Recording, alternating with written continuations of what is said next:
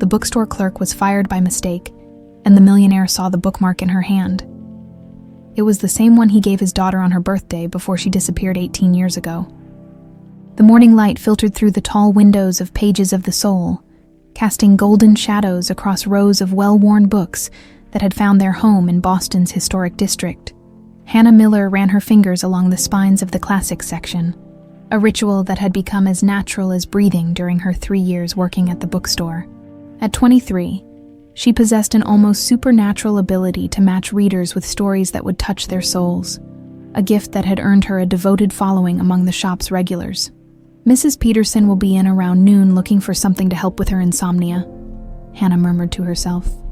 Already pulling a copy of the Night Circus from the shelf, she'd learned that magical realism worked better than sleep aids for the elderly widow who'd been coming in every Tuesday for the past 6 months.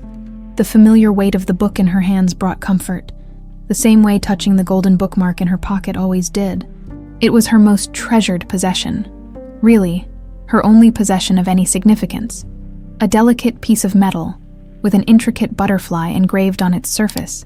She'd clutched it the day she arrived at St. Teresa's home 18 years ago. A terrified 5-year-old with no memory of how she'd gotten there or who had given it to her. "Still talking to yourself, I see."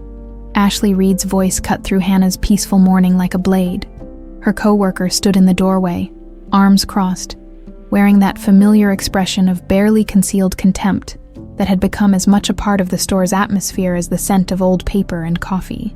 "Just organizing the recommendations for today," Hannah replied, forcing a smile. She'd learned early on that responding to Ashley's provocations only made things worse. Better to keep things professional, even when Ashley made it nearly impossible. "Right." Ashley moved closer, her heels clicking against the hardwood floor with unnecessary force. "Well, while you were playing fairy godmother to books, I actually sold 3 first editions to that collector from Cambridge. Maybe you should focus more on sales and less on whatever this is." Hannah bit her lip, a nervous habit she'd had since childhood, and nodded. Ashley had been working at Pages of the Soul for only 8 months, but she'd already made it clear that she considered Hannah's approach to bookselling naive and unprofitable. What Ashley didn't understand, or chose not to acknowledge, was that Hannah's personal recommendations had built a loyal customer base that kept the small, independent bookstore afloat in an age of digital reading and corporate chains. The morning passed in its usual rhythm. Hannah helped Mr. Davidson find a birthday gift for his granddaughter, recommended a cookbook to a young father trying to impress his in-laws, and spent 20 minutes discussing the merits of different mystery series with a retired teacher. Each interaction filled her with a warmth that made up for the modest paycheck and Ashley's constant undermining. It was just after 11 when the door chimed, and Hannah looked up to see a man she didn't recognize scanning the store with the careful eye of someone who understood the value of what surrounded him. He was tall, probably in his early 50s, with silver threading through dark hair and the kind of expensive suit that suggested he was more accustomed to boardrooms than bookstores. Yet there was something in his expression, a softness around the eyes, perhaps, that told Hannah he genuinely appreciated being there. "Good morning," she called out, stepping from behind the counter. "Can I help you find anything specific?" The man turned toward her, and for just a moment, Hannah caught something strange in his gaze, a flicker of recognition that made no sense. They'd never met before. She was certain of that. She would have remembered someone who carried himself with such quiet authority. "Actually, I'm Thomas Gallagher," he said, extending his hand. "I'm here on behalf of the Gallagher Foundation. We help support independent bookstores and literacy programs throughout New England." Hannah's eyes widened. She'd heard of Thomas Gallagher, of course. Everyone in Boston's literary community had. His publishing empire had shaped American literature for decades, and his foundation's grants had saved dozens of small bookstores from closing. She shook his hand, surprised by how natural the contact felt. "Hannah Miller. It's an honor to meet you, Mr. Gallagher. Pages of the Soul has benefited so much from your foundation's support. Please, call me Thomas." His smile seemed genuine, but Hannah noticed how his eyes kept studying her face, as if searching for something. "I like to visit the stores we support personally. It helps me understand how our funding is being used and what additional needs might exist." As they talked, Hannah found herself relaxing in a way that surprised her. Thomas asked thoughtful questions about the store's operations, nodded appreciatively when she explained her recommendation system, and seemed genuinely interested in her thoughts about the challenges facing independent bookstores. There was something almost paternal in his attention, a quality that made Hannah feel valued and heard.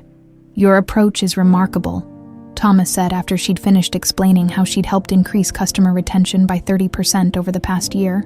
"You understand that books aren't just products, they're connections between souls. That's becoming increasingly rare in this business." Hannah felt a flush of pride, but it was interrupted by Ashley's sharp voice from across the store. "Hannah, could you help me with something in the back office?" Now, the tone left no room for argument. Hannah excused herself apologetically and followed Ashley toward the rear of the store, her stomach knotting with familiar anxiety. Ashley only used that voice when she was planning something unpleasant. "What is it?" Hannah asked once they were out of Thomas's earshot. Ashley's expression had transformed into something cold and calculating. "I know exactly who that man is, and I know what he's really here for. You need to be very careful, Hannah, very careful." Before Hannah could ask what she meant, Ashley brushed past her and returned to the main floor, leaving Hannah standing alone with a growing sense of unease. When she rejoined Thomas, he was examining a display of local authors, but she noticed how his attention kept drifting back to her. "Is everything all right?" he asked.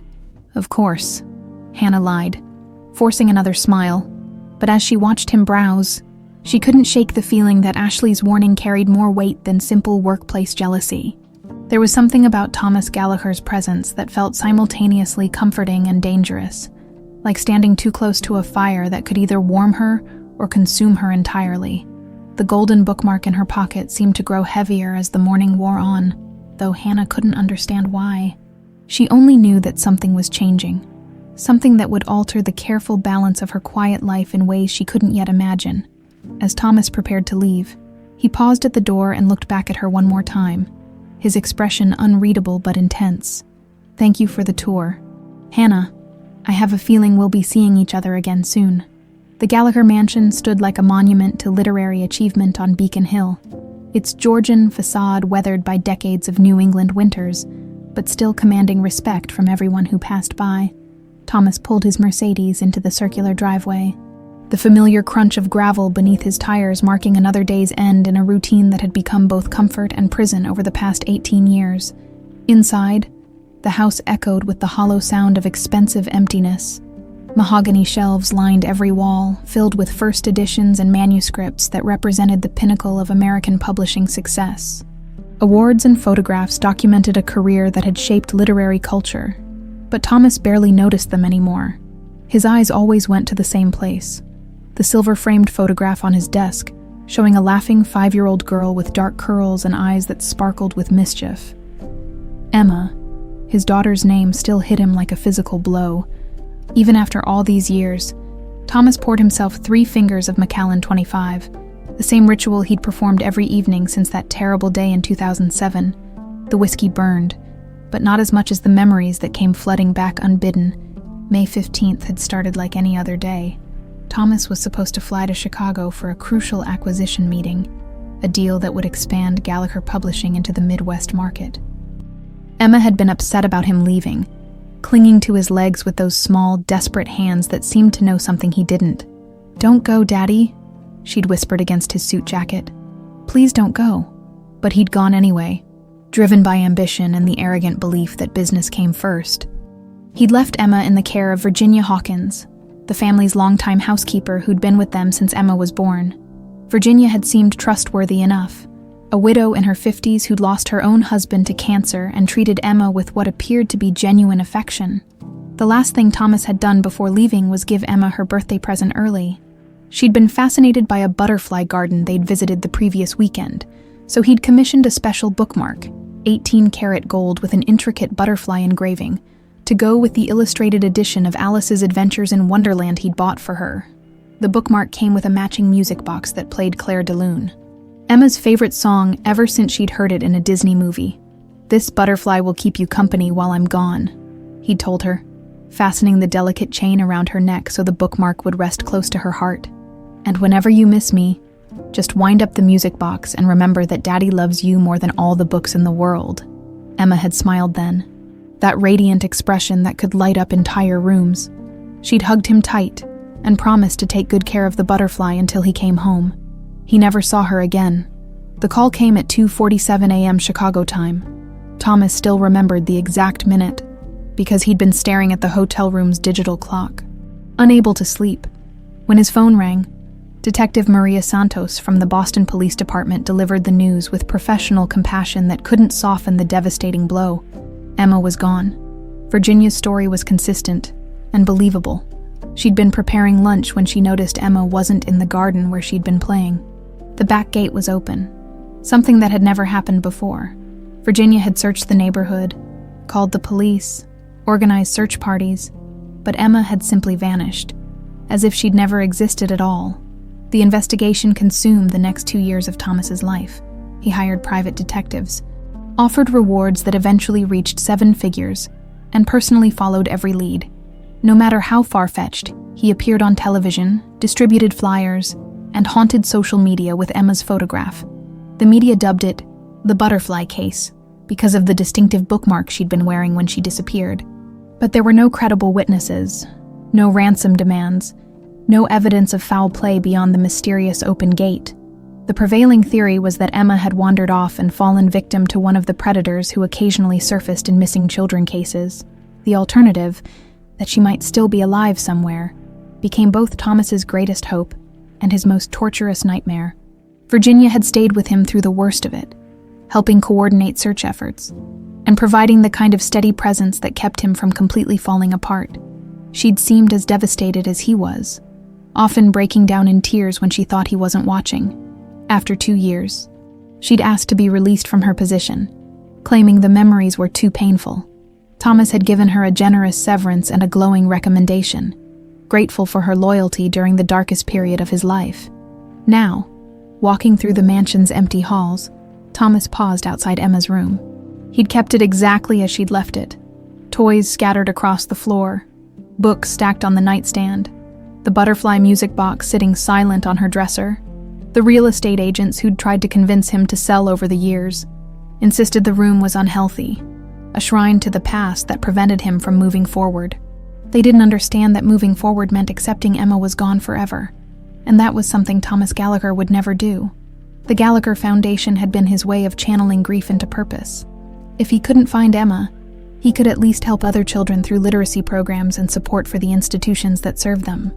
Orphanages, libraries, bookstores, anything that might create the kind of environment where a lost child could find hope and healing, which brought his thoughts back to Hannah Miller.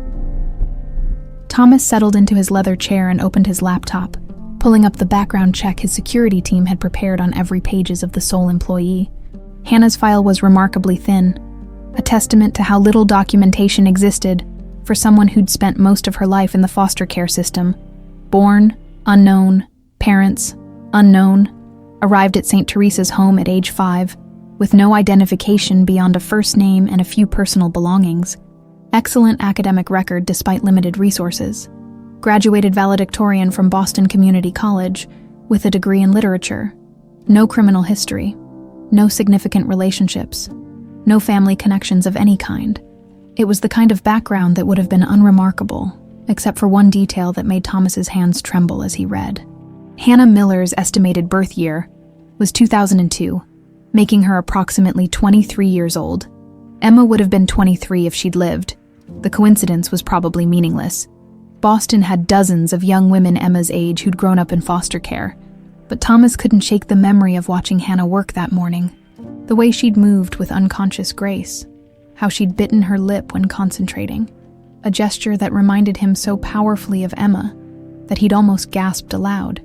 And then there was the moment when Hannah had reached into her pocket and briefly touched something there, the same protective gesture Emma used to make with her butterfly bookmark. Thomas had only caught a glimpse of golden metal, but it had been enough to make his heart race with possibilities he didn't dare name. Tomorrow, he decided, he would return to pages of the soul, not as a Foundation inspector, but as a man who'd spent 18 years searching for his daughter and might have finally found the first real clue to her whereabouts. The whiskey glass sat empty on his desk as Thomas climbed the stairs to his lonely bedroom, passing Emma's room one more time. Inside, the butterfly music box caught the hallway light, its golden surface gleaming like a beacon in the darkness. Hannah arrived at Pages of the Soul that Tuesday morning with an unusual sense of anticipation. Though she couldn't quite explain why, the previous day's encounter with Thomas Gallagher had left her feeling strangely energized, as if someone had finally seen her for who she truly was, rather than just another bookstore employee struggling to make ends meet. The morning routine felt different too. Even Ashley's typical coldness seemed more pointed than usual, her dark eyes following Hannah's every movement with an intensity that made the air thick with unspoken tension. "You seemed pretty cozy with our visitor yesterday," Ashley remarked as Hannah arranged the new releases display. Her tone was casual, but Hannah caught the sharp edge underneath. "Mr. Gallagher was very kind," Hannah replied, keeping her voice neutral. "He seemed genuinely interested in how the store operates." "Oh, I'm sure he was interested in something." Ashley's laugh held no humor. "Men like Thomas Gallagher don't waste time on little bookstores unless they want something specific." Hannah frowned, glancing up from the books she was arranging. "What's that supposed to mean?" "Nothing, just be careful who you trust, Hannah. Sometimes people aren't what they seem." Before Hannah could respond, Ashley had already moved away, leaving her with a growing knot of unease in her stomach. There was something calculating in Ashley's behavior lately, a quality that went beyond their usual workplace friction. It felt almost predatory. The morning passed quietly, with only a few regular customers browsing the shelves. Hannah found herself checking the door more often than usual, wondering if Thomas might return as he'd hinted. She'd spent the previous evening researching his foundation online, reading about the millions of dollars donated to literacy programs and the dozens of bookstores saved from closure. Everything she'd found painted him as a man genuinely committed to preserving literary culture, which made Ashley's warning seem even more puzzling. It was just after noon when the door chimed, and Hannah's heart skipped as she saw Thomas enter. He moved with the same quiet confidence as before, but today there was something different in his expression, a focus that seemed directed entirely at her. "Hannah," he said, approaching the counter with a warm smile. "I hope you don't mind me stopping by again so soon." "Of course not. We're always happy to see our foundation supporters." She felt herself relaxing in his presence again, that strange comfort she couldn't explain. "Are you looking for anything particular today?" "Actually, I wanted to continue our conversation from yesterday. Your insights about customer engagement were quite impressive." Thomas leaned against the counter, his attention completely focused on her. "I've been thinking about some new initiatives for the foundation, and I'd value your input." Hannah felt a flush of pride. When was the last time someone had asked for her professional opinion? Certainly never at Pages of the Soul, where Ashley treated her like an overeducated sales clerk, and the owner barely acknowledged her contributions to the store's success. "I'd be honored to help however I can," she said. They talked for nearly an hour, their conversation flowing naturally from bookstore operations to broader questions about literacy and community engagement. Thomas listened intently to every word, occasionally asking follow-up questions that showed he was genuinely considering her suggestions. Hannah found herself opening up in ways she rarely did, sharing ideas she'd never voiced before about creating reading programs for at-risk youth and developing partnerships between bookstores and local schools. "You have remarkable insights," Thomas said eventually. "Have you ever considered working in a larger literary organization?" "Your talents seem almost wasted in a small retail environment." Hannah's cheeks flushed. "I love books, and I love helping people find the right story at the right time, but I've never really thought about bigger opportunities." "Well, you should." Thomas's expression grew serious. "The publishing industry needs people who understand that books are more than products. They're bridges between souls. People like you are rare." It was then that Ashley appeared at Hannah's shoulder, moving with the sudden swiftness of a striking snake. "Hannah, I need you in the back office immediately," she said, her voice carrying an authority that seemed to surprise even Thomas. "We have a serious problem that requires your immediate attention." Hannah felt her stomach drop. Ashley's tone promised trouble, and experience had taught her that resistance would only make things worse. "I'm sorry," she said to Thomas. "I'll just be a moment."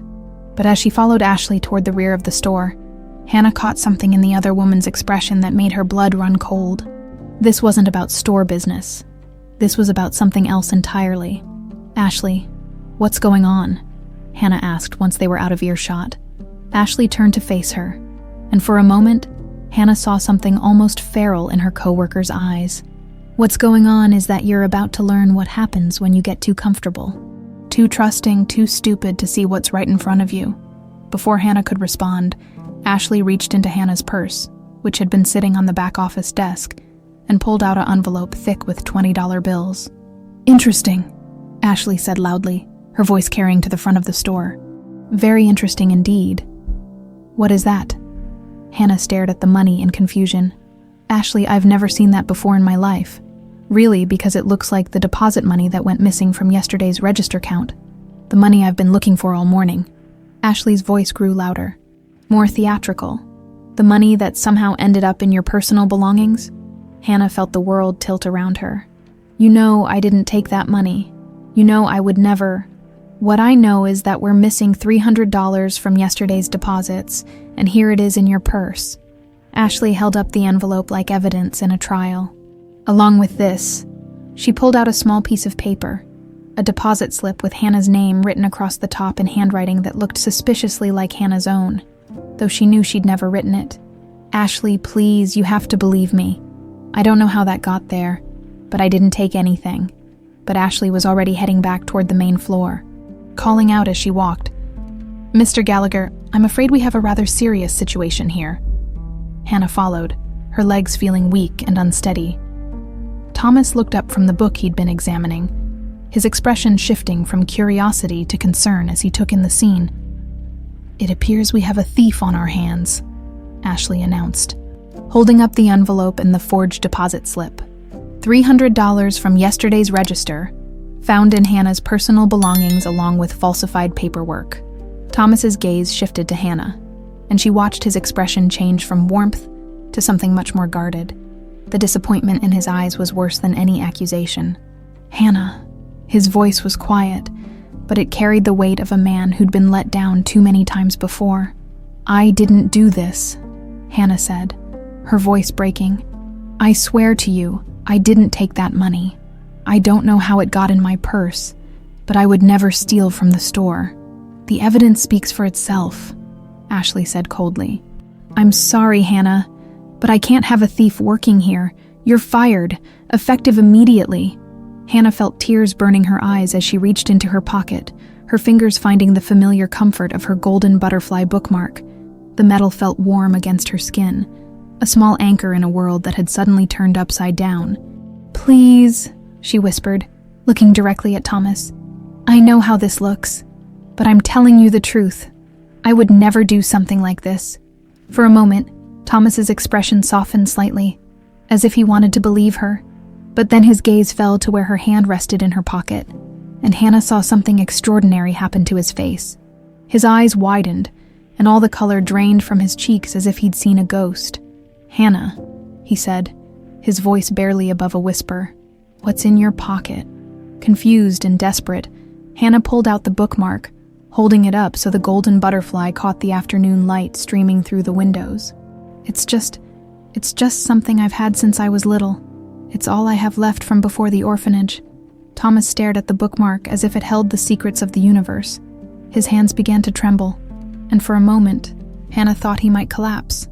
"Where did you get that?" he asked, his voice thick with an emotion she couldn't identify. I don't know. I've had it for as long as I can remember. It was with me when I arrived at St. Teresa's." Thomas took a step forward, his eyes never leaving the golden butterfly. "Hannah, I need you to listen to me very carefully. What year were you born?" "I don't know exactly. They think around 2002, but there's no real record." "And you arrived at the orphanage when you were 5? "Yes, sir, in 2007. Thomas's face went completely white. He reached into his jacket pocket and pulled out his phone, scrolling through what appeared to be photographs when he found what he was looking for. He held the screen toward Hannah with shaking hands. On the display was a photograph of a little girl with dark curls and bright eyes, wearing a golden butterfly bookmark on a delicate chain around her neck. "Hannah," Thomas whispered, "I think we need to talk." The Gallagher Publishing headquarters occupied 12 floors of a gleaming glass tower in downtown Boston. Its modern architecture a stark contrast to the historic neighborhood where Hannah had spent her working life. As she stepped out of Thomas's Mercedes that Wednesday morning, clutching a manila envelope containing her hastily gathered belongings from pages of the soul. Hannah felt like she was entering a different world entirely. "Second thoughts?" Thomas asked gently, noticing her hesitation on the sidewalk. Hannah shook her head, though her stomach churned with anxiety. The previous afternoon's conversation had been surreal. Thomas explaining his suspicions about her identity, showing her photographs of Emma Gallagher, describing the butterfly bookmark's significance. But despite the uncanny coincidences, Hannah couldn't shake the feeling that accepting his job offer was somehow dangerous, that she was walking into something far more complicated than a simple employment opportunity. "I'm fine," she said, forcing a smile. "Just nervous about starting somewhere new." Thomas's expression softened. "I understand, but I want you to know that regardless of other possibilities, you've earned this position on your own merits. Your insights about literary engagement impressed me long before I noticed the bookmark." As they rode the elevator to the 10th floor, Hannah found herself stealing glances at Thomas's reflection in the polished doors. There was something about his profile that seemed familiar, though she couldn't pinpoint why. The way he held his head when he was thinking, the slight furrow in his brow when he was concerned. These details felt like half-remembered dreams rather than new observations. "Hannah," Thomas's voice brought her back to the present. "I said we're here." The elevator doors opened to reveal a reception area that took Hannah's breath away. Floor-to-ceiling windows offered spectacular views of Boston Harbor, while the walls displayed original artwork from famous book covers, many of them publications from Gallagher's own imprint. But what struck Hannah most was the warmth of the space. Despite its corporate elegance, it felt welcoming, almost homelike. "Mr. Gallagher," a woman in her 40s approached with a warm smile. "You must be Hannah. I'm Sarah Chen, the editorial director. Thomas has told me wonderful things about your background in literature." Hannah shook Sarah's hand, surprised by the genuine warmth in her greeting. "Thank you. I'm excited to learn about the publishing side of the industry." "We're thrilled to have you," Sarah said. "Thomas mentioned you have exceptional instincts for matching readers with the right books. That's exactly what we need for our new community outreach program," as Sarah led them through the office. Hannah noticed how Thomas's employees interacted with him. There was respect, certainly, but also genuine affection. People smiled when they saw him, and he seemed to know personal details about their lives, asking about Sarah's daughter's college applications, inquiring about a junior editor's father's recovery from surgery. "Your office is right here," Sarah said, stopping in front of a corner space with windows overlooking the harbor. "We thought you'd appreciate the natural light for reading." Hannah stared at the office in amazement. It was larger than her entire apartment, with built-in bookshelves, a comfortable reading chair, and a desk positioned to take advantage of the stunning view. This is for me." "Of course," Thomas said, watching her reaction carefully. "We want our employees to feel valued. Comfortable surroundings lead to better work." As Sarah continued the tour, Hannah became increasingly aware of Thomas's attention. He wasn't obvious about it, but she could feel his gaze on her whenever she thought he wasn't looking. It wasn't uncomfortable. Quite the opposite. His attention felt protective, almost paternal, in a way that reminded her of how she'd always imagined having a father might feel. The strangest part was how natural everything seemed. When Sarah introduced her to the editorial team, Hannah found herself falling into easy conversation about literature and reader engagement. When Thomas showed her the Foundation's current projects, she offered suggestions that made his eyes light up with enthusiasm. It was as if she'd been working there for years rather than hours. "You have remarkable intuition," Thomas told her during lunch in the executive dining room. "Most people take months to understand our company culture, but you seem to grasp it instinctively." Hannah blushed, unconsciously touching the butterfly bookmark she now wore openly around her neck. "I've always felt drawn to places that treat books as more than just products. It's like coming home, I guess." Something flickered across Thomas's face at her words, a mixture of hope and pain that made Hannah's chest tighten with sympathy. She couldn't explain. "Hannah, can I ask you something personal?" Thomas's voice was carefully neutral, but Hannah could sense the importance of whatever he was about to say. "Of course. You mentioned yesterday that you have nightmares about a White House. Can you tell me more about them?" Hannah's hand went automatically to her bookmark, a gesture that didn't go unnoticed by Thomas. "They're not really nightmares exactly, more like fragments. I see a big white house with columns, and there's a garden with roses. Someone is playing music, classical music that makes me feel safe, but then something happens, and the music stops, and I wake up feeling like I've lost something important. Thomas had gone very still, his fork suspended halfway to his mouth. What kind of music? I don't know the name of it. It's slow and sad, but beautiful. It makes me think of moonlight, if that makes sense. Clair de Lune, Thomas whispered. Hannah's eyes widened. Yes, that's it exactly. How did you know? But Thomas didn't answer immediately. He set down his fork and pulled out his phone, scrolling through what appeared to be a music app. When he found what he was looking for, he hesitated for a moment before pressing play. The haunting melody of Debussy's Clair de Lune filled the quiet dining room, and Hannah felt something inside her chest crack open. Memories flooded back.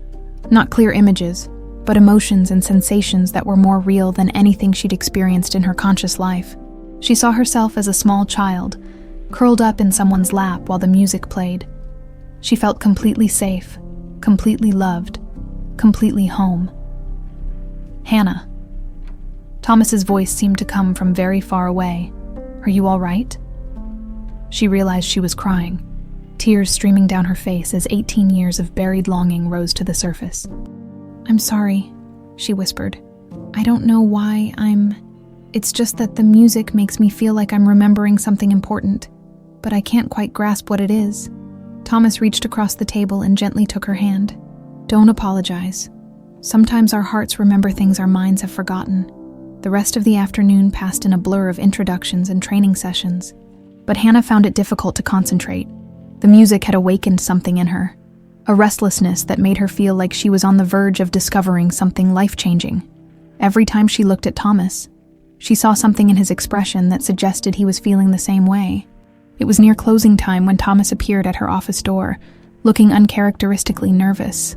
Hannah, I know this is your first day, and I don't want to overwhelm you, but I was wondering if you'd like to see some of the Foundation's work firsthand. I'm visiting one of our supported programs tomorrow evening, a reading group for children who've aged out of foster care. I thought you might find it interesting, given your own background. Hannah looked up from the grant proposal she'd been reviewing, struck by the genuine invitation in his voice. I'd love that. It sounds like meaningful work. It is, Thomas said quietly. Sometimes the most important connections happen when we least expect them. As Hannah gathered her things to leave, she caught Thomas watching her with that same intense, searching expression he'd worn at the bookstore. But this time, instead of making her uncomfortable, his attention filled her with a warmth she'd never experienced before. The feeling of being seen, recognized, and valued by someone who understood her in ways she didn't even understand herself. Walking to the elevator, Hannah found herself humming Clair de Lune under her breath, the melody feeling as natural as breathing. Behind her, she heard Thomas's sharp intake of breath, but when she turned to look at him, he was smiling, the first truly joyful expression she'd seen from him since they'd met. See you tomorrow, Hannah, he said softly. As the elevator doors closed, Hannah pressed her hand to her chest, feeling the butterfly bookmark warm against her skin. For the first time in her life, she felt like she might actually be exactly where she belonged. The drive to Beacon Hill that Thursday evening felt different from any journey Hannah had ever taken. As Thomas navigated the narrow cobblestone streets lined with historic brownstones, she found herself pressing her face to the passenger window like a child, studying each grand facade with an intensity she couldn't explain. Something feels familiar about this neighborhood, she murmured, not really speaking to Thomas, but voicing the strange recognition that had been growing stronger with each passing block. Thomas's hands tightened on the steering wheel. Beacon Hill has that effect on people. There's something timeless about it, like stepping into a story that's been waiting for you to arrive. They pulled into a circular driveway in front of a magnificent Georgian mansion, its white columns gleaming in the early evening light. Hannah stepped out of the car and immediately felt dizzy, gripping the door handle to steady herself as a wave of déjà vu washed over her. Hannah, are you all right? Thomas was beside her instantly, his hand hovering near her elbow with protective concern. I'm fine, she said, though her voice sounded strange even to her own ears. It's just this house. I feel like I've seen it before. Perhaps in a movie or photograph, Thomas suggested gently, but Hannah caught something carefully neutral in his tone. Many of the Beacon Hill mansions have been featured in films over the years. As they walked toward the imposing front door, Hannah found herself cataloging details that seemed impossibly familiar. The brass door knocker shaped like a lion's head, the way the afternoon light caught the beveled glass windows, even the scent of roses from a garden she couldn't yet see, but somehow knew was there. "Thomas, I need to ask you something," she said, stopping on the front steps. "Yesterday you seemed to recognize my bookmark immediately. Today you knew exactly what music I was describing. And now you're bringing me to a house that feels like I've been here before. What aren't you telling me?" Thomas looked at her for a long moment, and Hannah saw a battle playing out behind his eyes. Hope warring with fear. Truth struggling against the safer option of silence. "Come inside," he said finally. "There are some things I need to show you." The interior of the mansion took Hannah's breath away. Rich mahogany paneling gleamed in the soft light of crystal chandeliers, while oil paintings in ornate frames lined the walls. But it wasn't the obvious wealth that struck her. It was the overwhelming sense of homecoming that made her chest tight with unexplained emotion. "This is beautiful," she whispered, running her fingers along an antique table that felt as familiar as her own skin. "Thank you. I've lived here for 25 years. Thomas watched her carefully as she moved through the foyer. "Hannah, before we go any further, I need you to understand that what I'm about to share with you might be difficult to hear. It concerns your past, your real past." Hannah turned to face him, her heart beginning to race. "What do you mean?" Instead of answering directly, Thomas led her into a spacious living room dominated by floor-to-ceiling bookshelves and a grand piano positioned near tall windows overlooking the garden. On the piano's polished surface sat a collection of silver-framed photographs, and Hannah found herself drawn to them as if by magnetic force. The first photo showed Thomas with a woman of ethereal beauty, blonde hair, kind eyes, and a smile that radiated warmth. But it was the second photograph that made Hannah's world tilt on its axis. A little girl with dark curls and bright, mischievous eyes stared back at her, wearing a golden butterfly bookmark on a delicate chain around her neck. "Oh my God," Hannah breathed, sinking onto the piano bench. "She looks exactly like me. This is the little girl from your phone yesterday. Her name was Emma," Thomas said quietly, settling beside her on the bench. "She was my daughter. She disappeared 18 years ago when she was 5 years old." Hannah stared at the photograph, her hands trembling as she reached up to touch her own butterfly bookmark. "Thomas, what are you saying?" "I'm saying that I've spent 18 years searching for my little girl. And yesterday, when I saw you holding that bookmark, the exact same bookmark I gave Emma for her 5th birthday, I began to wonder if maybe, just maybe, my search was finally over." The room seemed to spin around Hannah as the implications hit her. You think I'm Emma. I think it's possible," Thomas said carefully. "The timing fits. Emma disappeared in May 2007, and you arrived at St. Teresa's around the same time. You were both 5 years old, and that bookmark, Hannah, it's not a common piece of jewelry. I had it specially made by a craftsman in Italy. There were only 2 ever created, one for Emma and one that I kept as a master pattern." Hannah stood up abruptly, pacing to the window as her mind raced. "But I would remember, wouldn't I? I would remember having a father, living in a house like this. Not necessarily. Trauma can cause memory suppression, especially in young children. The mind protects itself by burying painful experiences." Thomas's voice was gentle but urgent. "Hannah, you said you have dreams about a white house and classical music. This house is white, and Emma's favorite song was Clair de Lune." As if summoned by his words, Thomas moved to an antique music box sitting on a side table. It was beautiful, silver and gold with intricate engravings, and when he lifted the lid, the haunting melody of Clair de Lune filled the room. The effect on Hannah was immediate and catastrophic. The music hit her like a physical blow, and suddenly she was 5 years old again. Sitting in this very room while someone played the same melody, she could smell roses from the garden, feel the weight of a small hand in hers. Hear a voice, Thomas's voice, singing along softly, "Emma, my little butterfly, time for bed." The memory slammed into her with such force that she cried out, stumbling backward as 18 years of buried trauma came flooding back. The White House, the garden, the music box, but also the terror of being taken away, the confusion of waking up somewhere strange, the desperate attempts to tell people who she really was while adults patted her head and called her Hannah. "No, no, no," she gasped, pressing her hands to her temples as the memories overwhelmed her. "This can't be real, this can't be happening. Hannah, Emma, sweetheart, breathe." Thomas was beside her instantly, his arms around her as she hyperventilated. "I know it's overwhelming, but you're safe now. You're home. Home," she whispered, the word feeling foreign and familiar. At the same time, through her tears, she looked around the room with new eyes, seeing not just beautiful furnishings, but pieces of her own history. The piano where someone had taught her to pick out simple melodies, the reading chair where bedtime stories had been shared, the music box that had sung her to sleep for the first 5 years of her life. "The roses," she said suddenly, her voice thick with emotion. "There were always roses outside my window. And you used to read to me from a book with pictures of a girl who fell down a rabbit hole." Thomas's eyes filled with tears. "Alice's Adventures in Wonderland. Your favorite book. I was going to give you an illustrated edition for your birthday, along with the butterfly bookmark." Hannah looked down at the golden butterfly around her neck, seeing it now not as a mysterious relic from her unknown past, but as a gift from a father who had loved her enough to have it specially made. The weight of 18 lost years pressed down on her, and she began to sob.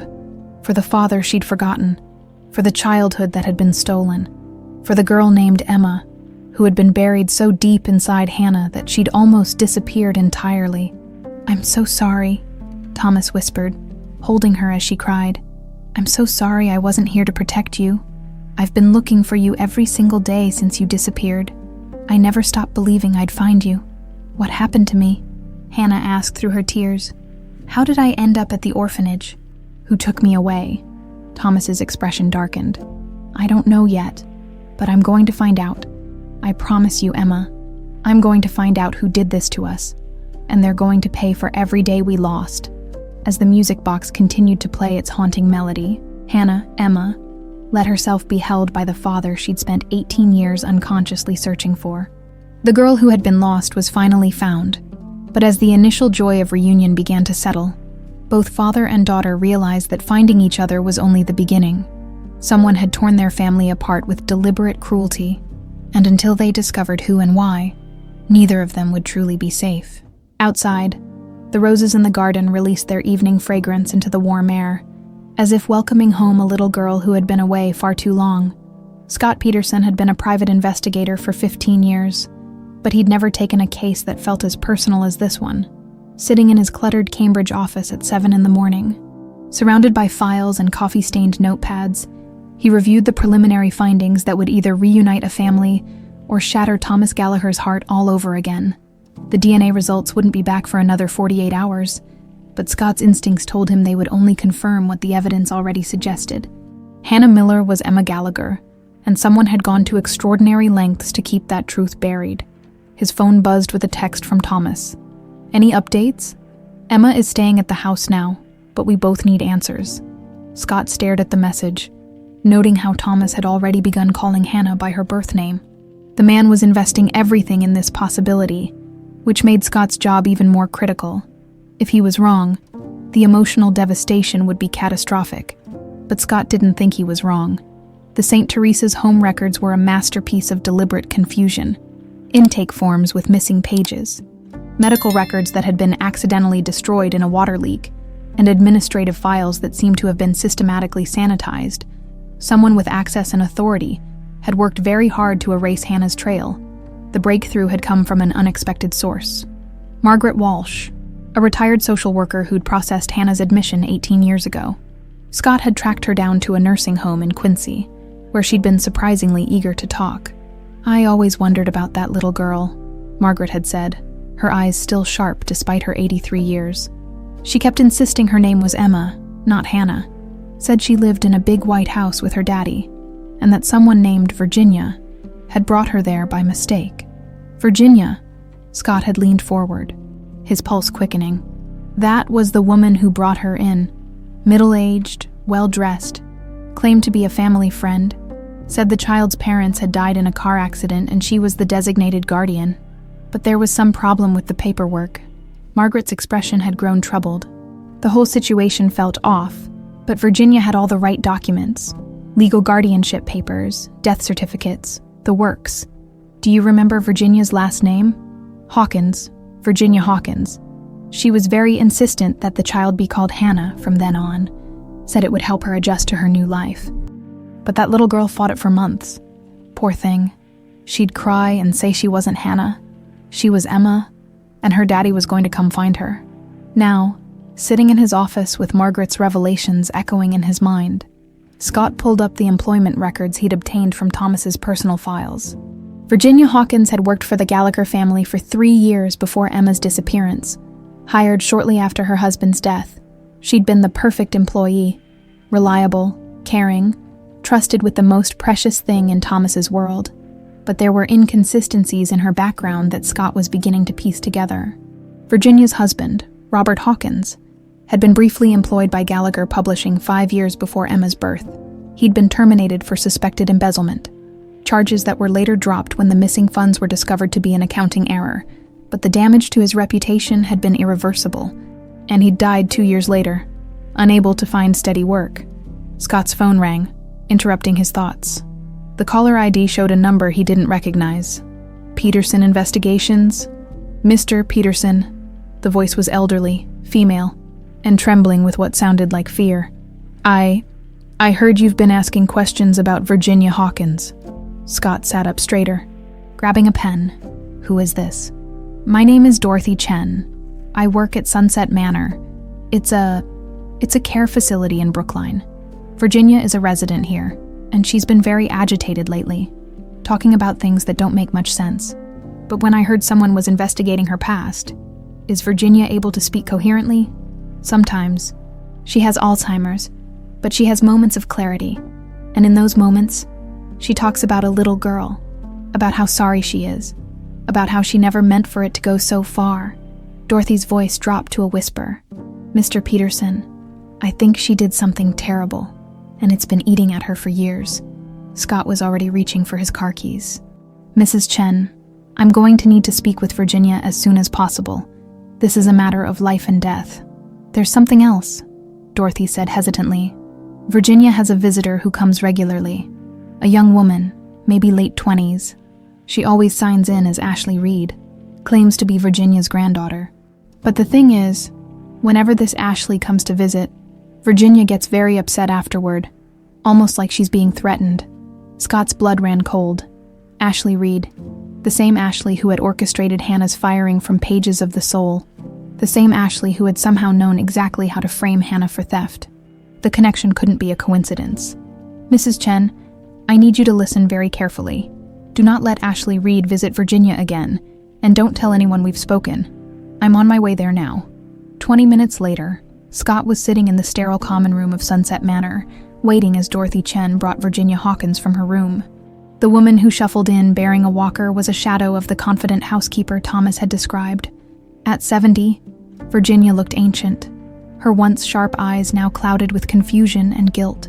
Virginia, Scott said gently, my name is Scott Peterson.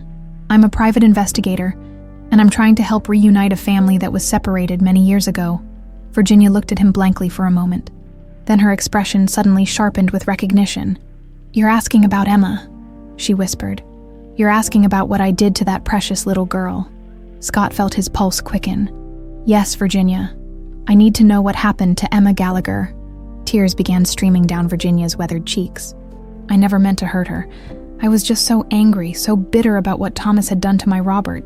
He destroyed my husband's life over money that wasn't even missing, and then Robert died thinking he was a thief. So you took Emma. I thought if Thomas lost his child, he'd understand what it felt like to have everything taken away. Virginia's voice broke. But Emma was so little, so frightened. She cried for her daddy every night at first.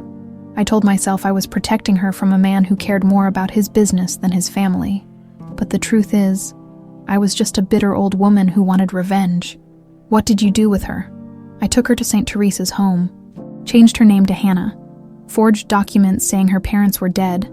I thought I thought she'd be adopted quickly by a loving family, that she'd forget all about being Emma Gallagher. Virginia's hands shook as she wiped her eyes. But she wasn't adopted. She stayed in that place for years, and every time I checked on her, she looked more lost, more alone. Scott leaned forward. You kept track of her. From a distance, I felt responsible, guilty. I watched her grow up, saw her struggle, saw her graduate from high school with no family there to cheer for her. The guilt was eating me alive, especially after I started developing this disease. Virginia tapped her temple. In my clear moments, all I can think about is that little girl and what I stole from her. Virginia, does your granddaughter Ashley know about this? Virginia's expression suddenly turned fearful. Ashley, she's not my granddaughter. She's Robert's daughter from his first marriage. She found me 2 years ago. Said she wanted to reconnect with family. Virginia gripped Scott's arm with surprising strength. But Ashley isn't here for love, Mr. Peterson.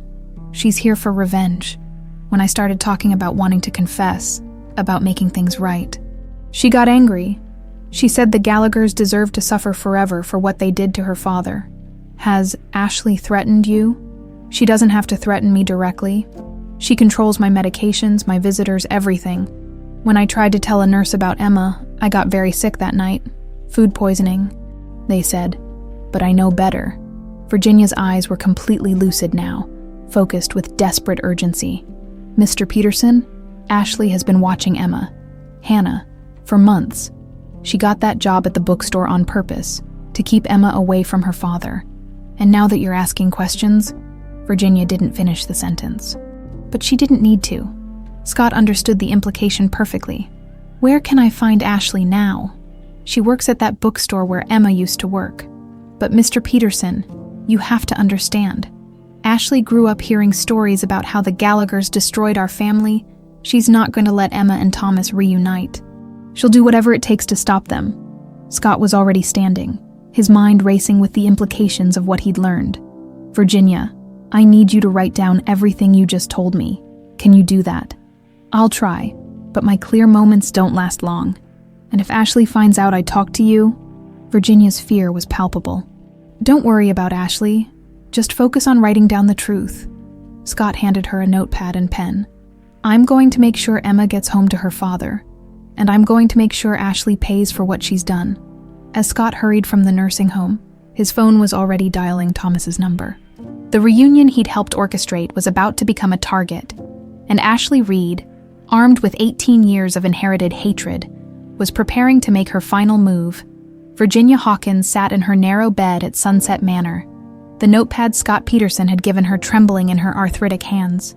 The afternoon sun streamed through her small window, casting long shadows across the sterile room that had become her prison, not because of the facility's rules, but because of the guilt that had consumed her for 18 years. Her mind was clearer today than it had been in months, and she knew from bitter experience that these moments of lucidity were precious and fleeting. The Alzheimer's would claim her thoughts again soon, but for now, she had work to do. The truth needed to be told before Ashley returned for her weekly visit, before the medications that always made Virginia feel foggy and compliant, before the disease stole her last chance at redemption. She began to write, her handwriting shaky but determined. My name is Virginia Hawkins, and I am dying. Not from my illness, though that is stealing my mind piece by piece, but from the weight of a secret that has poisoned my soul for nearly 2 decades.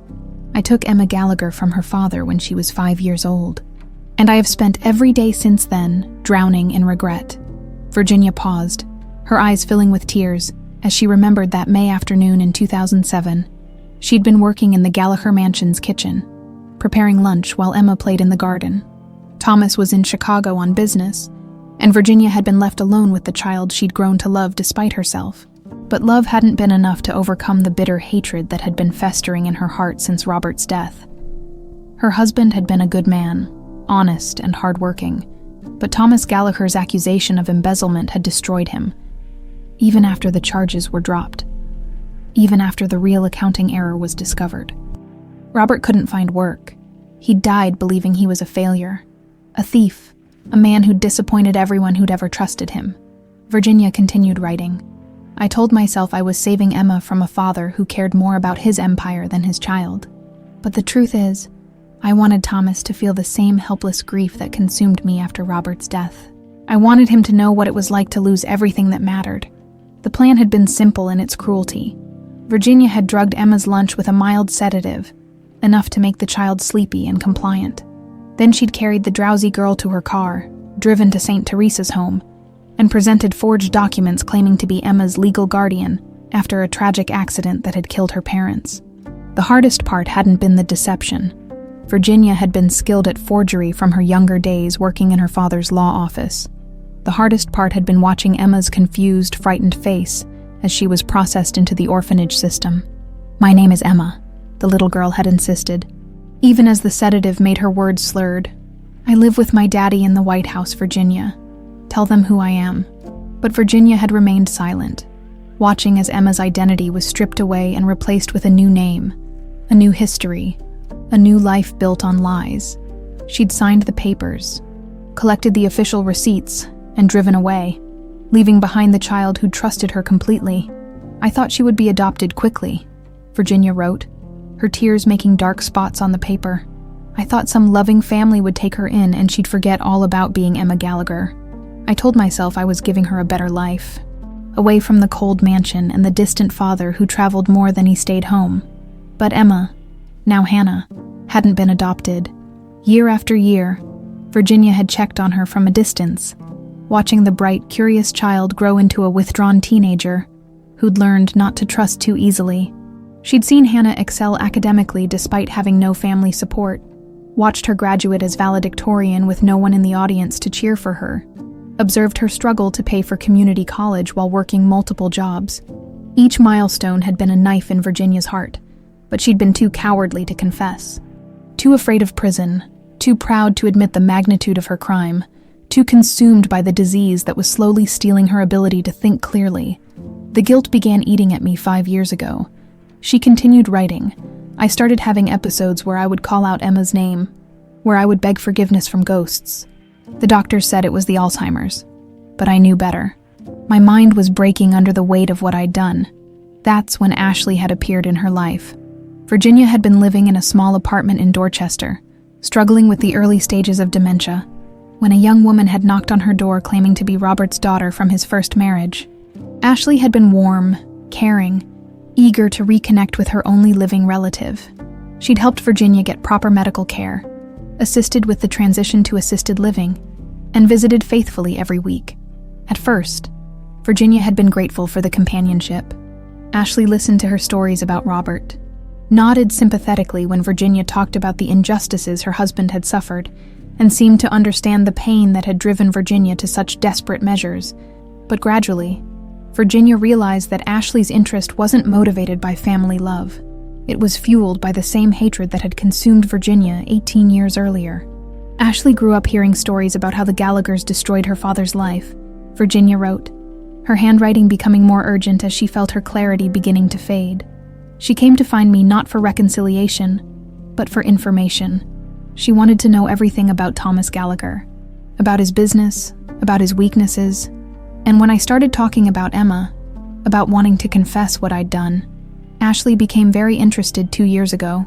When Virginia's dementia had progressed to the point where she needed full-time care, Ashley had been the one to choose Sunset Manor. She'd handled all the arrangements, signed all the papers, and made sure she was listed as Virginia's primary contact and medical proxy. That's when the real manipulation had begun. "Ashley controls everything now," Virginia wrote desperately. "My medications, my visitors, my access to the outside world. When I try to tell the staff about Emma, I mysteriously get sick that evening. When I ask to make phone calls, the phone system is always broken. When I try to write letters, they disappear from my room." The worst part was that Ashley had been planning this for months. She'd revealed to Virginia that she'd gotten a job at Pages of the Soul specifically because she knew Thomas's foundation supported the bookstore. She'd been watching Hannah, waiting for the right moment to strike. "The Gallaghers need to pay for what they did to our family," Ashley had told Virginia during their last visit. "And if that means making sure Emma stays lost forever, then that's what I'll do." Virginia had tried to argue, tried to explain that Emma was innocent, that she deserved to be reunited with her father. But Ashley had been coldly determined. "You started this, Virginia. You made the choice to take that little girl away from her family. Now I'm going to finish it. I think Ashley is poisoning me, Virginia wrote, her handwriting becoming increasingly erratic as exhaustion set in. Not enough to kill me quickly, but enough to keep me confused and compliant. She brings me treats during her visits, and I always feel worse afterward. The nurses think it's just the progression of my disease, but I know better. If you're reading this, it means I'm either dead or too far gone to help anymore. But please, please find Emma and tell her I'm sorry. Tell her that I loved her even as I betrayed her. Tell her that I spent 18 years regretting what I did, and that my last coherent thought was a prayer that she would find her way home. Virginia's hand was shaking so badly now that she could barely hold the pen. In the distance, she could hear Ashley's voice at the nurse's station, laughing with the staff as she signed in for her weekly visit. There was no time left. Ashley is dangerous, Virginia scrawled as her final words. She will kill to keep Emma and Thomas apart. She has nothing left to lose and everything to gain from their continued separation. Please protect them. Please don't let my sins destroy them again. The notepad fell from Virginia's hands just as Ashley appeared in the doorway, carrying a box of chocolates and wearing a smile that didn't reach her eyes. "Hello, Virginia," Ashley said sweetly, closing the door behind her. "I brought your favorites. I think it's time we had another little talk about keeping family secrets."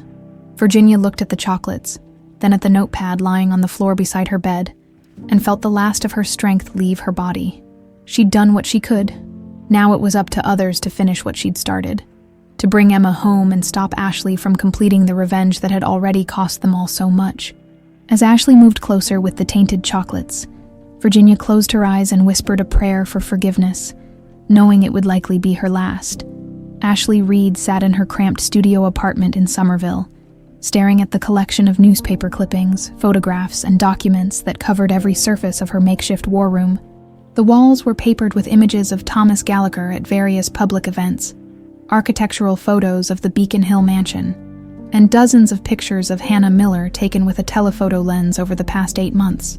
At the center of it all was a framed photograph of Robert Hawkins, her father.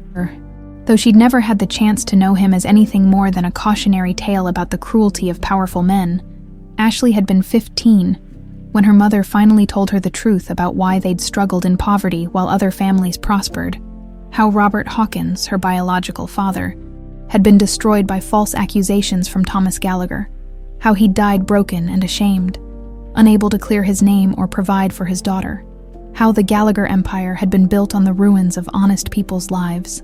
"Your father was a good man," her mother had said through tears, but Thomas Gallagher branded him a thief, and that brand followed him to his grave.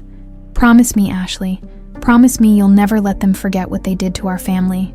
It had taken Ashley years to track down Virginia Hawkins, her father's widow from his second marriage, when she'd finally found the elderly woman struggling with dementia in a rundown apartment. Ashley had seen an opportunity for justice that went far beyond simple revenge.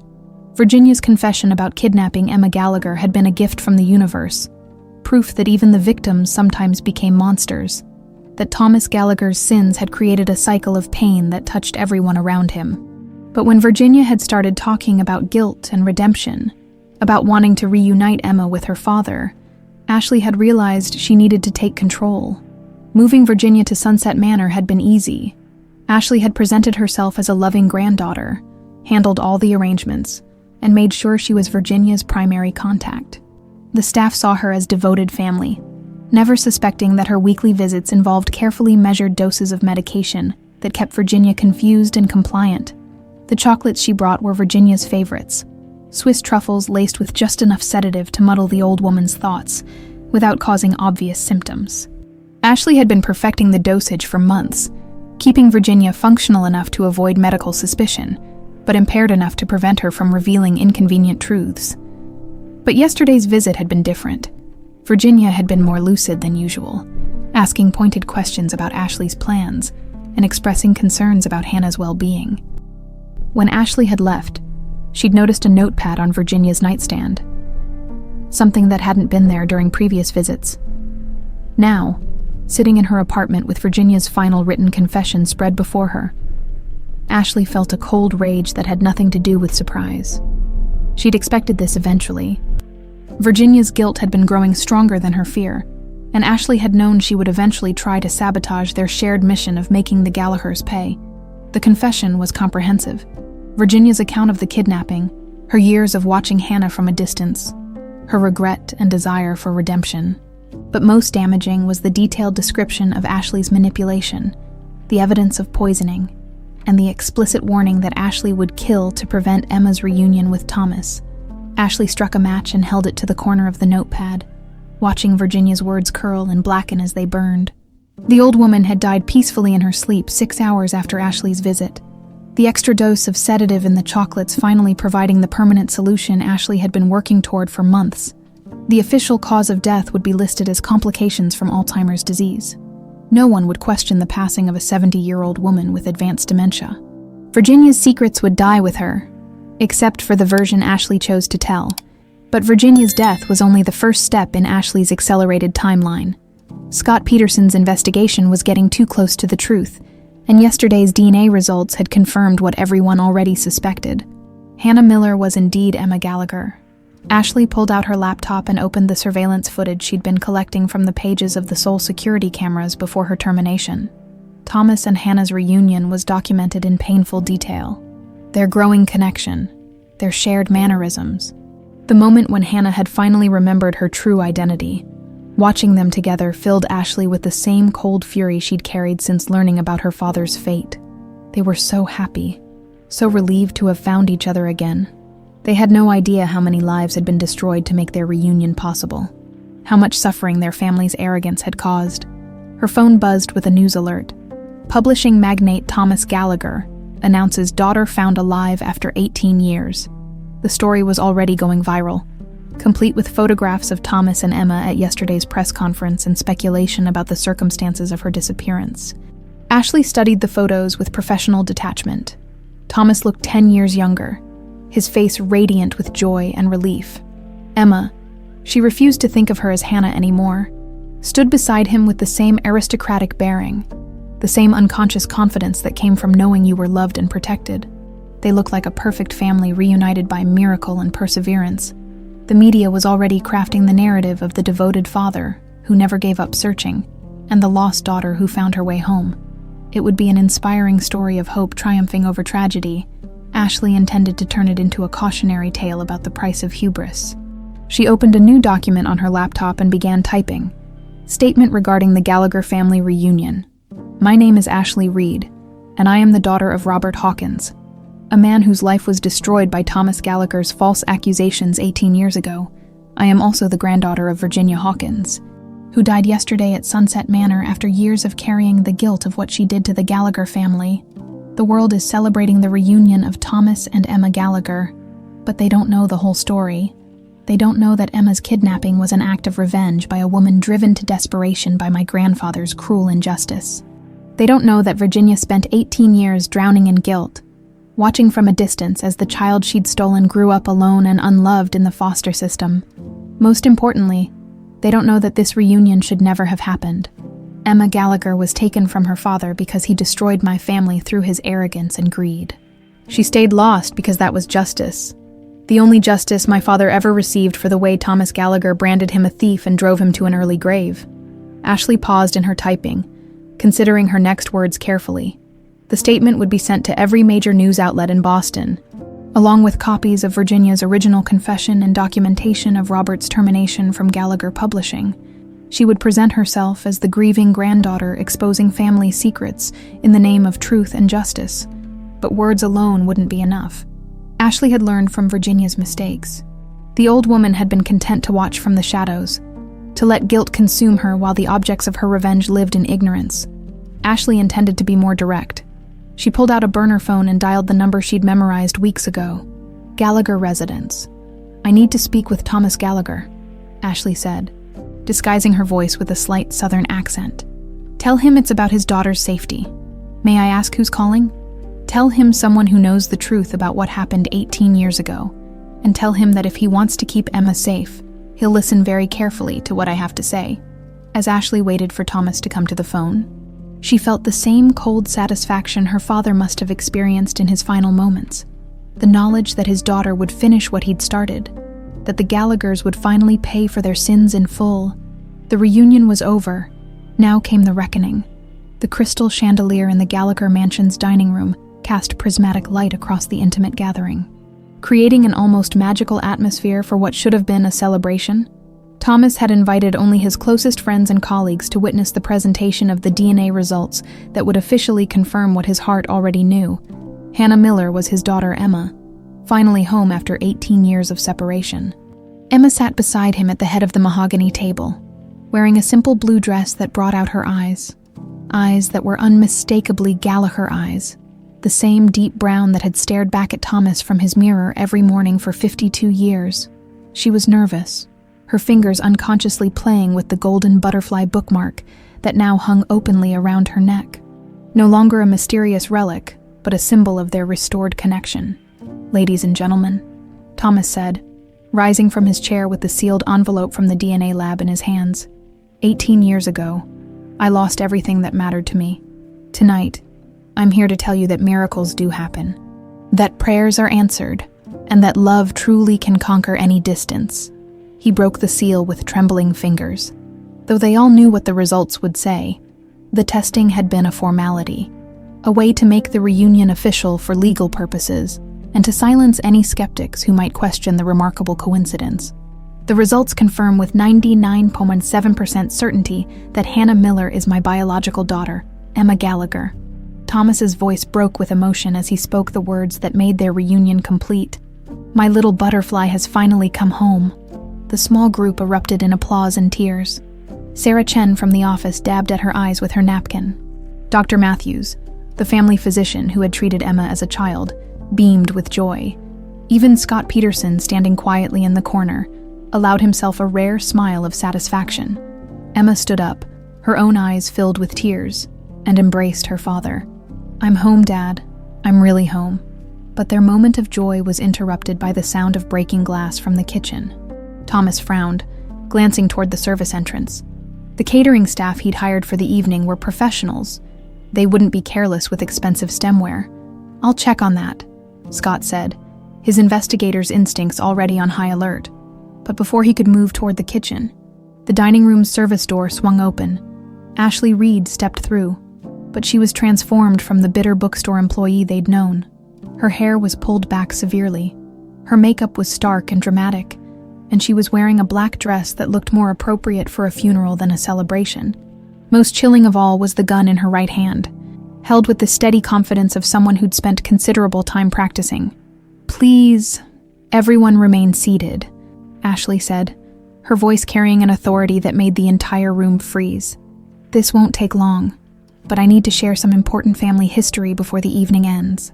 Thomas instinctively moved in front of Emma, his protective instincts overriding his shock.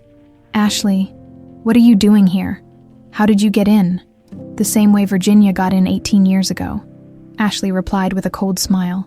"Through the service entrance. Your security system is impressive, Thomas, but it's designed to keep out strangers.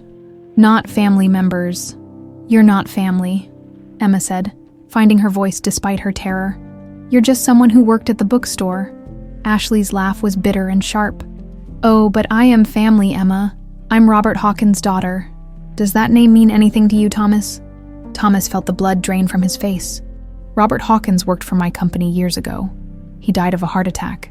"He died of shame," Ashley corrected, raising the gun slightly.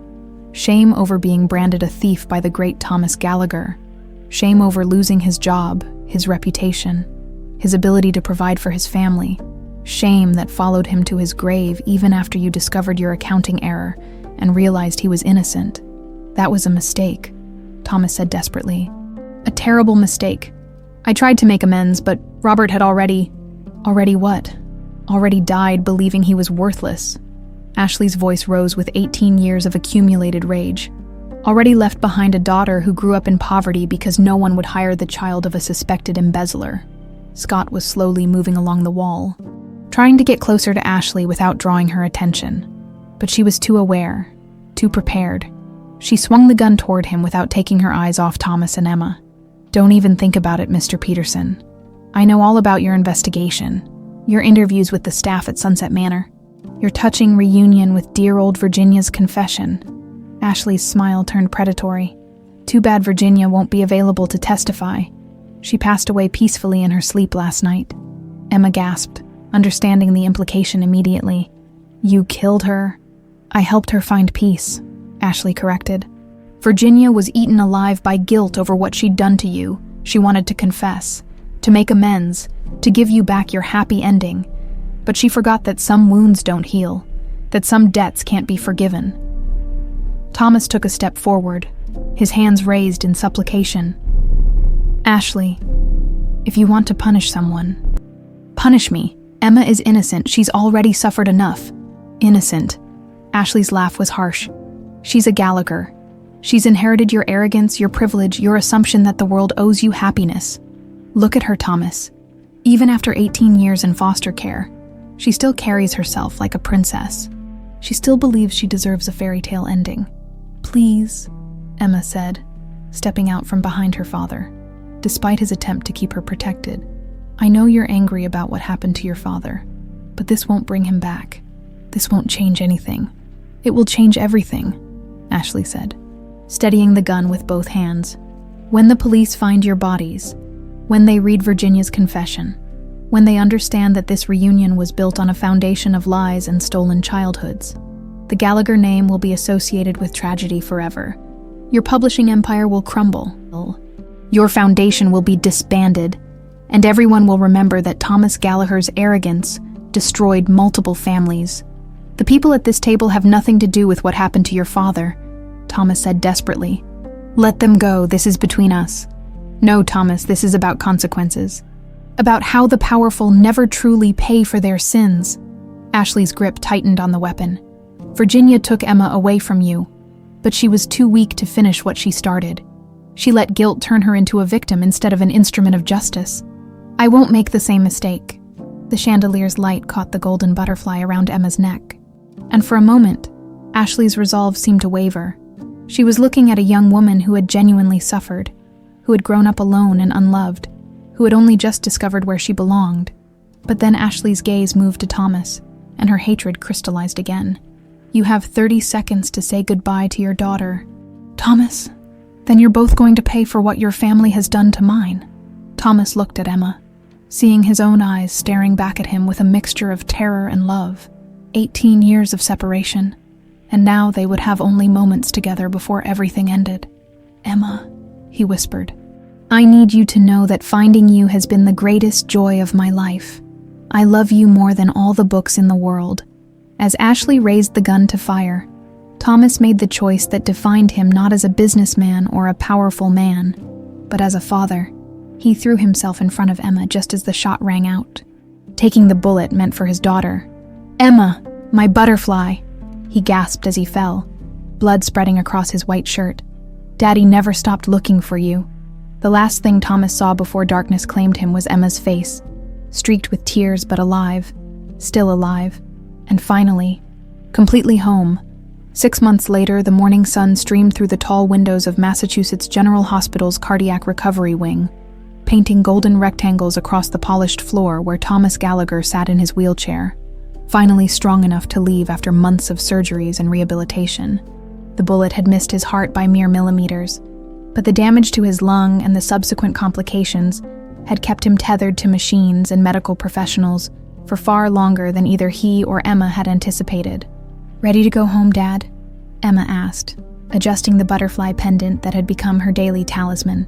She'd taken to calling him Dad without hesitation now, the word feeling as natural as breathing after months of recovery spent rebuilding their relationship from Emma's bedside vigil.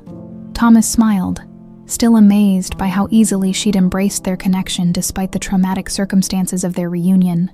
More than ready, though I have to admit I'll miss Dr. Rodriguez's daily lectures about taking better care of myself.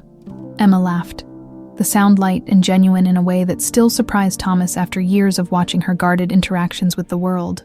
Don't worry, I've been taking notes. You're not getting off that easy. As they made their way toward the hospital's main entrance, Thomas reflected on how much had changed since that terrible night when Ashley Reed's hatred had nearly destroyed them both. The woman who had orchestrated so much pain was now serving a life sentence for attempted murder and the death of Virginia Hawkins. The trial had been a media sensation, revealing the complex web of revenge and guilt that had shaped their lives for 18 years. But what had surprised Thomas most was Emma's reaction to learning the full truth about her kidnapping. Instead of anger or bitterness, she'd shown a profound sadness for all the lives damaged by the cycle of pain that had started with his mistake in accusing Robert Hawkins of embezzlement. "I keep thinking about Ashley's father," Emma had told him during one of their long conversations in the hospital. "He was innocent, just like I was innocent, just like Virginia was innocent before grief made her do something terrible. One mistake, one false accusation, and it rippled out to hurt so many people." It was that insight that had inspired their next project together. The car ride to Beacon Hill was quiet, both of them lost in their own thoughts as they passed familiar landmarks that had taken on new meaning. The bookstore where they'd first met was now closed, its windows papered with notices about the Golden Butterfly Foundation's plans for the space. The St. Teresa's home where Emma had spent 13 years was undergoing renovations funded by the same foundation, transforming from an institutional facility into a warm, welcoming place where children could heal from trauma while maintaining connection to their families whenever possible. "There's something I need to show you before we go inside," Emma said, as they pulled into the mansion's circular driveway. Thomas looked up to see a small crowd gathered on his front lawn. Sarah Chen from the office, Scott Peterson, Dr. Matthews, and a dozen other friends and colleagues who had supported them through the darkest months. But what caught his attention was the bronze statue being unveiled near the front entrance. A life-size butterfly with its wings spread wide, crafted from metal that caught the sunlight and threw it back in brilliant flashes. "Emma," Thomas whispered, tears filling his eyes as he understood the symbolism. "It's beautiful." Sarah approached the car with a huge grin. "Welcome home, both of you. We thought you might like to see the first official marker for the Golden Butterfly Foundation." As Thomas was helped from the car and into his wheelchair, Emma knelt beside the statue and read the inscription aloud. "In memory of all the children who have been lost, and in celebration of the families who never stop searching. Love transcends time, distance, and even the deepest pain." The small ceremony was simple but profound. Dr. Matthews spoke about the importance of healing from trauma. Sarah discussed the Foundation's plans to support family reunification efforts across New England, and Scott Peterson shared statistics about the number of missing children cases that had been reopened thanks to the publicity surrounding Emma's story. But it was Emma's speech that brought everyone to tears. 18 years ago, I was taken from this house by someone who was drowning in her own pain," she began, her voice steady and clear. "For most of my life, I thought I was Hannah Miller, an orphan with no family and no history. But the truth is, I was always Emma Gallagher. I was always loved, always searched for, always missed, and more importantly, I was never truly alone." She looked at Thomas, who was beaming with pride despite his obvious exhaustion. "The Golden Butterfly Foundation isn't just about reuniting families, though that's certainly part of our mission. It's about understanding that every person who seems lost or forgotten is actually connected to a web of love that transcends whatever circumstances have separated them from the people who care about them.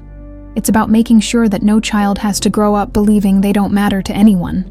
As the crowd began to disperse, Emma wheeled Thomas toward the house they would now share as a true family.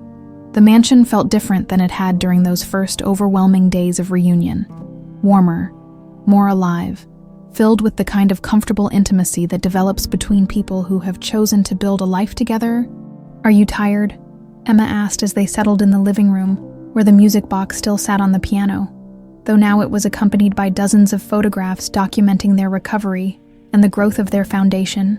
"Not tired," Thomas said thoughtfully. "Grateful, for the first time in 18 years. I feel like I can breathe properly." Emma curled up in the chair beside his wheelchair, unconsciously mirroring the way she used to sit when she was 5 years old, and they would read together. "Dad, can I ask you something? Anything?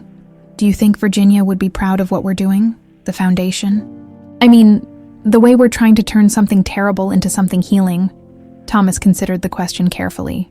Through Scott's investigation and the trial testimony, they'd learned more about Virginia's final years, how she'd struggled with guilt and dementia, how she'd been manipulated by Ashley's hatred, how she'd died trying to make amends for the choices that had haunted her. "I think Virginia would be amazed," he said finally. She spent 18 years carrying the weight of what she'd done, believing she was irredeemable. But look what came from her actions. Emma, not the pain. That was real and it mattered. But the healing that followed. You're going to help dozens of families find each other. You're going to make sure other children don't grow up feeling as lost as you did. Emma reached over and took his hand, their fingers intertwining with the easy familiarity of people who belong together. I love you, Dad. I love you too. My little butterfly. Always have. Always will.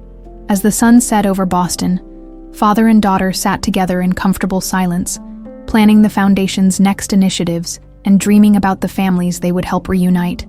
On the piano, the music box caught the last rays of daylight, its golden surface gleaming like a beacon of hope. Outside, the bronze butterfly statue stood guard over the house where a little girl had once been taken away and a young woman had finally come home. The cycle of pain that had defined their family for 18 years was finally broken, replaced by a legacy of love, forgiveness, and the unshakable belief that no one is ever truly lost if someone is brave enough to keep searching.